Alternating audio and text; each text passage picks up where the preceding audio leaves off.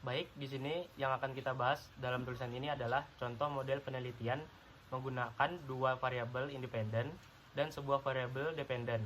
Variabel independen atau variabel bebas atau X yang menyebabkan perubahan pada variabel dependen dalam penelitian yaitu kualitas produk yaitu X1 adalah segala sesuatu yang dapat ditawarkan ke pasar untuk mendapatkan perhatian dibeli, dipergunakan atau dikonsumsi dan dapat memuaskan keinginan atau kebutuhan.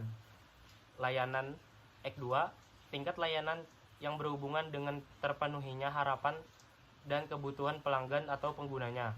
Variabel independen atau variabel tertingkat Y yang mempengaruhi oleh variabel independen dalam penelitian ini yaitu kepuasan konsumen Y, tingkat perasaan konsumen setelah membandingkan antara apa yang diterima dan diharapkannya.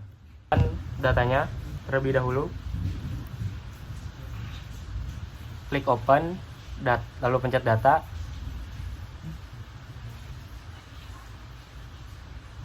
Lalu kita pilih datanya yang sudah ada.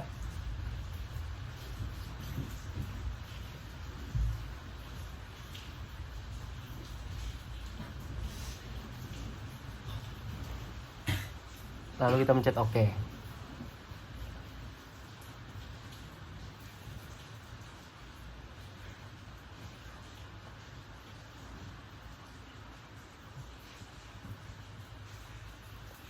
Pencet correlate.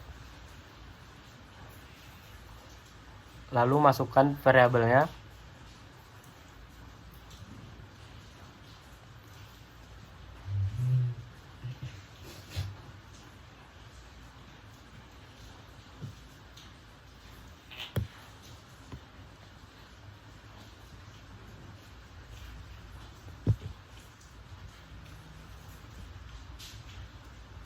Ini pertama ini punya Saril kah? Iya.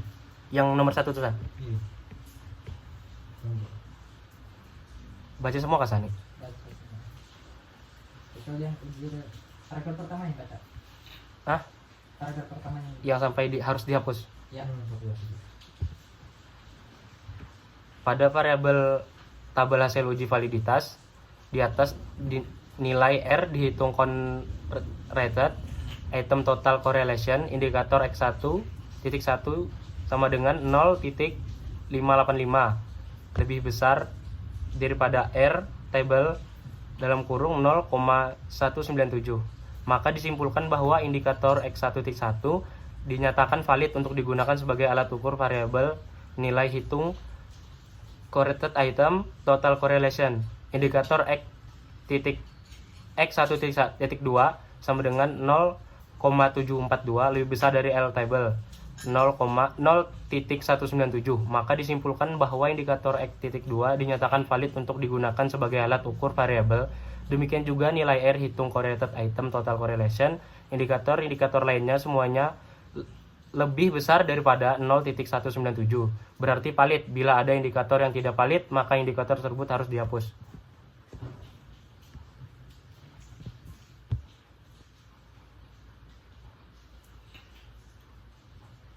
Selanjutnya kita akan uji apa pun Kampet? Kita akan menguji reliabilitas. Pencet scale, lalu inputkan data lagi, masukkan variabel X,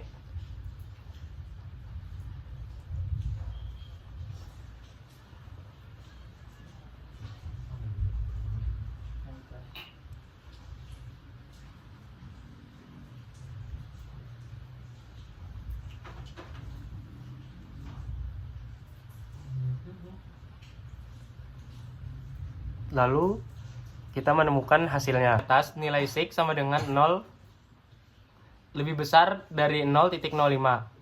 H0 ditolak yang berarti tidak ada korelasi positif yang nyata antara X1 dan Y. Koefisien korelasi R sama dengan 0 menunjukkan tingkat hubungan kedua variabel pada tingkat sangat kuat, moderat untuk skala 0:1. Pada nilai R menunjukkan bahwa korelasi tersebut nyata pada taraf ternyata, level of significance 0,01. Selanjutnya kita akan uji normalitas.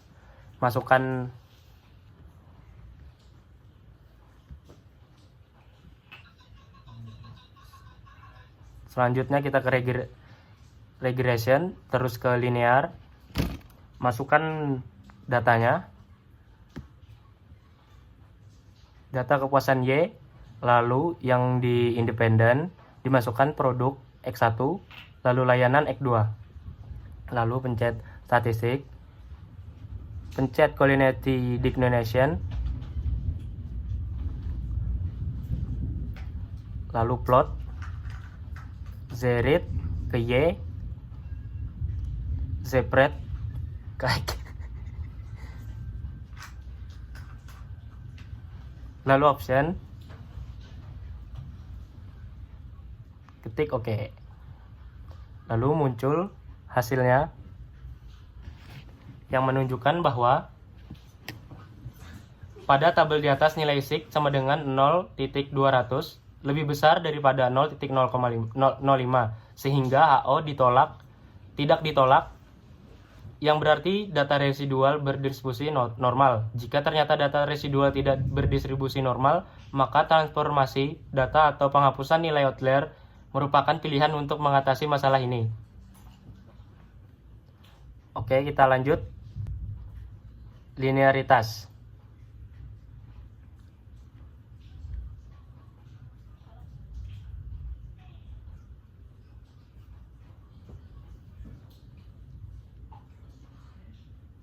Pun kamu ini masih ada lagi, Kasa? Ya ada.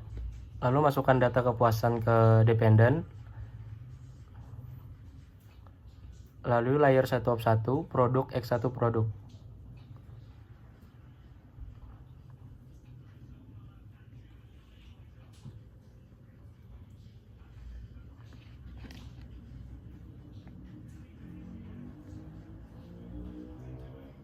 Hasilnya sudah ditemukan, yang berarti jika nilai SIG definition from linearity lebih besar dari 0,0.05, maka hubungan variabel independen dan variabel dependen adalah hubungan linear. Jika nilai SIG definition from linear lebih besar dari 0.05, maka hubungan variabel independen dan variabel dependen adalah hubungan tidak linear. Keputusan pada tabel di atas, nilai SIG definition from linearity adalah 0.290 lebih besar daripada 0.05, maka disimpulkan hubungan variabel independen X1 dan variabel dependen Y adalah hubungan linear. Asumsi klasik yang pertama dipenuhi. Selanjutnya kita akan ke heterokedastisitas.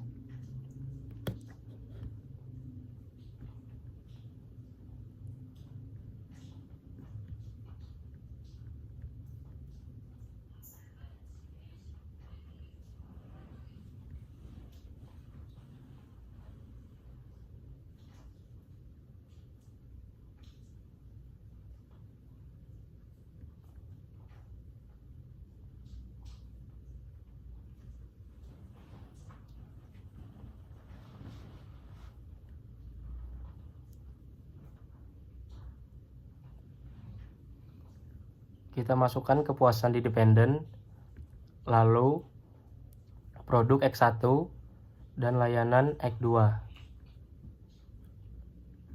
Setelah itu save, klik underises.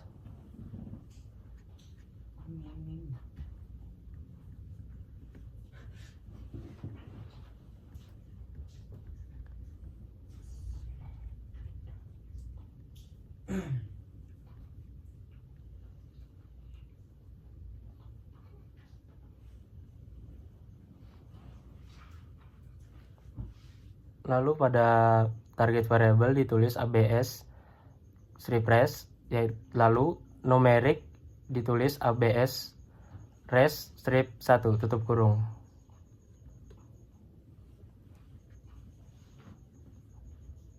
Lalu masuk ke analyze, regression, lalu linear, data kepuasan diubah ke data ABS strip-res.